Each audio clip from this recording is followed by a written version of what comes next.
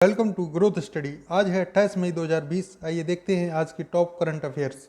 अगर यह वीडियो आपको हेल्पफुल लगे तो लाइक तथा शेयर जरूर करें और हमारे चैनल ग्रोथ स्टडी को सब्सक्राइब भी कर लें। आइए देखते हैं पहला प्रश्न।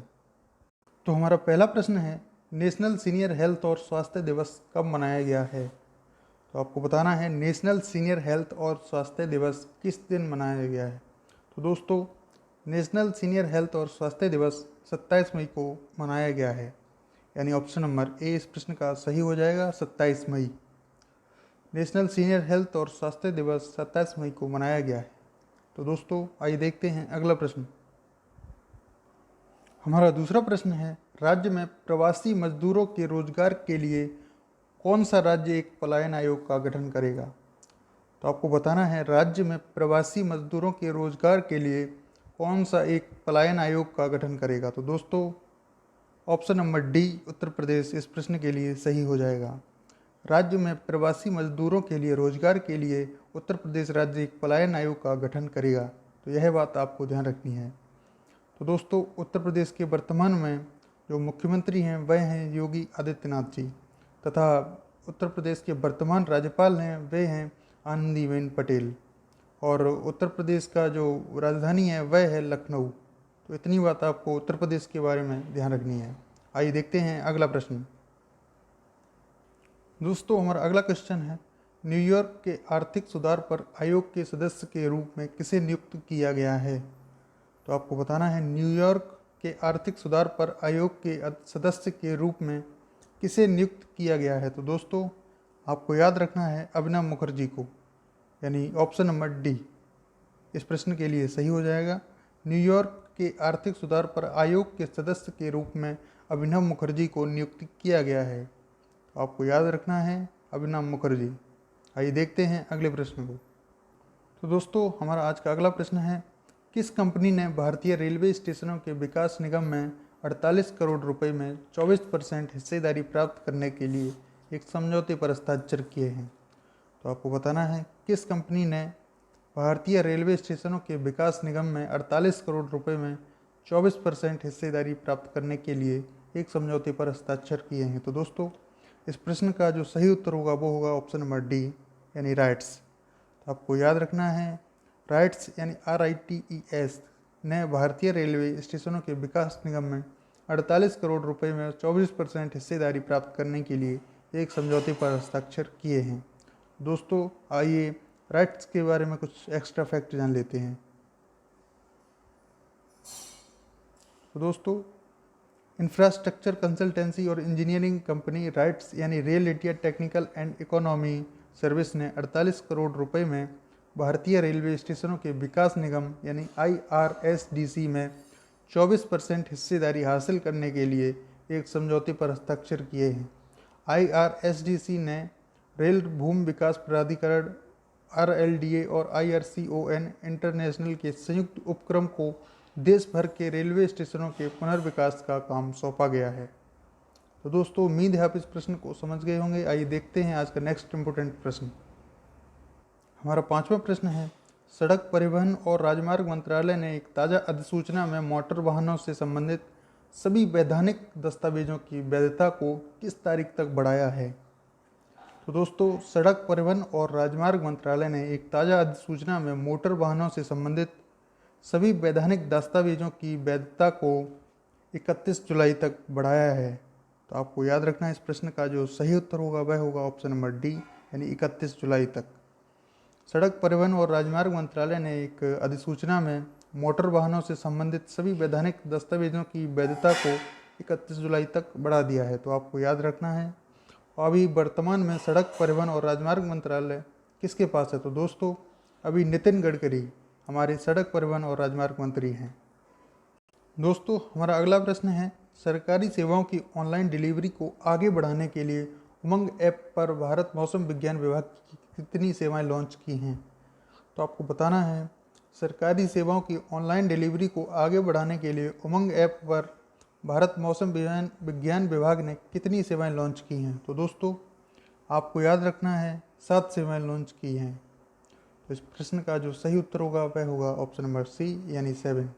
सरकारी सेवाओं की ऑनलाइन डिलीवरी को आगे बढ़ाने के लिए उमंग ऐप पर भारत मौसम विज्ञान विभाग ने 7 सेवाएं लॉन्च की हैं। तो आपको इसके बारे में याद रखना है। आइए देखते हैं इसके बारे में कुछ एक्स्ट्रा फैक्ट। तो इलेक्ट्रॉनिक्स और सूचना प्रौद्योगिकी मंत्रालय ने सरकारी सेवाओं की ऑनलाइन डिलीवरी को बढ़ाने के लिए नए युग के गवर्नेंस ऐप के लिए यूनिफाइड मोबाइल एप्लीकेशन पर भारत मौसम विज्ञान विभाग की 7 सेवाओं को लॉन्च किया है। तो आइए देखते हैं अगला प्रश्न। तो दोस्तों हमारा 7वां प्रश्न है, किस शिक्षा बोर्ड ने कक्षा 9 से 12 तक के छात्रों के लिए साइबर सुरक्षा पुस्तिका लॉन्च की है? दोस्तों किस शिक्षा बोर्ड ने कक्षा 9 से 12 तक के छात्रों के लिए साइबर सुरक्षा पुस्तिका लॉन्च की है? तो दोस्तों वह की है सीबीएसई ने, यानी ऑप्शन नंबर डी इस प्रश्न का सही हो जाएगा। सीबीएसई ने कक्षा 9 से 12 तक के छात्रों के लिए साइबर सुरक्षा पुस्तिका लॉन्च की है। तो आपको याद रखना है। तो केंद्रीय माध्यमिक शिक्षा बोर्ड यानी सीबीएसई ने कक्षा 9 से 12 तक के सभी छात्रों के लिए साइबर सुरक्षा पुस्तिका लॉन्च की है। हैंडबुक में डिजिटल सुरक्षा, डिजिटल अधिकार और जिम्मेदारियों और डिजिटल कानून जैसे विषयों पर चर्चा की गई। हैंडबुक उपन्यास कोरोना वायरस प्रकोप और उसके बाद के राष्ट्रव्यापी लॉकडाउन के मद्देनज़र आती है, जिसने कई स्कूलों को अपने शिक्षण को ऑनलाइन स्थानांतरित करने के लिए मजबूर किया है। तो आप समझ गए होंगे इस प्रश्न को अच्छे तरीके से। आइए देखते हैं अगला प्रश्न। तो हमारा 8वां प्रश्न है, विश्व बैंक के नए उपाध्यक्ष और मुख्य अर्थशास्त्री के रूप में किसे नामित किया गया है? तो दोस्तों कार्मेन रेनहार्ट को विश्व बैंक के नए उपाध्यक्ष और मुख्य अर्थशास्त्री के रूप में नामित किया गया है। आपको याद रखना है कार्मेन रेनहार्ट, यानी ऑप्शन नंबर ए इस प्रश्न का सही उत्तर हो जाएगा। कार्मेन रेनहार्ट विश्व बैंक के नए उपाध्यक्ष और मुख्य अर्थशास्त्री के रूप में नामित हुए हैं। दोस्तों हमारा अगला क्वेश्चन है, किस राज्य ने राज्य में सूक्ष्म लघु और मध्यम उद्योग क्षेत्र को समर्थन और बढ़ावा देने के लिए 1110 करोड़ रुपए रीस्टार्ट का एक नया कार्यक्रम शुरू किया है? आपको बताना है वह राज्य कौन सा है जिसने सूक्ष्म लघु और मध्यम उद्यम क्षेत्र को समर्थन और बढ़ावा देने के लिए 1110 करोड़ रुपए रीस्टार्ट का एक नया कार्यक्रम शुरू किया है। तो दोस्तों जो इस प्रश्न का जो सही उत्तर होगा वह होगा ऑप्शन नंबर सी, यानी आंध्र प्रदेश ने। दोस्तों आंध्र प्रदेश ने सूक्ष्म लघु और मध्यम उद्यम क्षेत्र को समर्थन और बढ़ावा देने के लिए 1110 करोड़ रुपए रीस्टार्ट का एक नया कार्यक्रम शुरू किया है। तो बात आई है आंध्र प्रदेश की। तो आंध्र प्रदेश की जो राजधानी है वह है अमरावती और वर्तमान में जो राजधानी है वह है हैदराबाद। तो दोस्तों आपको याद रखना है जो अमरावती है वह प्रस्तावित राजधानी है तथा जो हैदराबाद है वह अभी वर्तमान में आंध्र प्रदेश की राजधानी है। इतना आपको याद रखना है। और जो वर्तमान में जो आंध्र प्रदेश के राज्यपाल हैं वह हैं विश्वभूषण हरिचंद्रन और वर्तमान में जो आंध्र प्रदेश के मुख्यमंत्री हैं वह हैं वाई.एस. जगन मोहन रेड्डी। तो आपको आंध्र प्रदेश के बारे में इतना याद रखना है। आइए देखते हैं अगला प्रश्न। तो दोस्तों हमारा 10वां प्रश्न है, भारतीय वाणिज्य मंडलों के फेडरेशन के 37वें राष्ट्रीय अध्यक्ष के रूप में किसे नियुक्त किया गया है? तो दोस्तों इस प्रश्न का सही उत्तर हो जाएगा ऑप्शन नंबर सी, यानी जाह्नवी फूकन को वाणिज्य मंडलों के फेडरेशन के 37वें राष्ट्रीय अध्यक्ष के रूप में नामित किया गया है। तो आपको याद रखना है ऑप्शन नंबर सी। तो दोस्तों हमारा 11वां प्रश्न है, हाल ही में अंतर्राष्ट्रीय गुमशुदा बाल दिवस कब मनाया गया? तो आपको बताना है अंतर्राष्ट्रीय गुमशुदा बाल दिवस कब मनाया गया है। तो दोस्तों 25 मई को अंतर्राष्ट्रीय गुमशुदा बाल दिवस मनाया गया है, यानी ऑप्शन नंबर ए इस प्रश्न के लिए सही हो जाएगा। 25 मई को अंतर्राष्ट्रीय गुमशुदा बाल दिवस मनाया जाता है। तो दोस्तों उम्मीद है आप इस प्रश्न को समझ गए होंगे। आइए देखते हैं अगला प्रश्न। तो दोस्तों हमारा अगला प्रश्न है, हाल ही में सैनिकों के लिए मुफ्त बस सेवा किसने शुरू की है? तो दोस्तों वह की है राजस्थान में। दोस्तों राजस्थान सरकार ने सैनिकों के लिए मुफ्त बस सेवा शुरू की है। तो आपको याद रखना है राजस्थान इस प्रश्न के लिए सही उत्तर हो जाएगा। राजस्थान ने सैनिकों के लिए हाल ही में मुफ्त बस सेवा शुरू की है। तो दोस्तों बात आई है राजस्थान की, तो आइए राजस्थान के बारे में कुछ देखते हैं। दोस्तों राजस्थान के जो वर्तमान में मुख्यमंत्री हैं वह हैं अशोक गहलोत।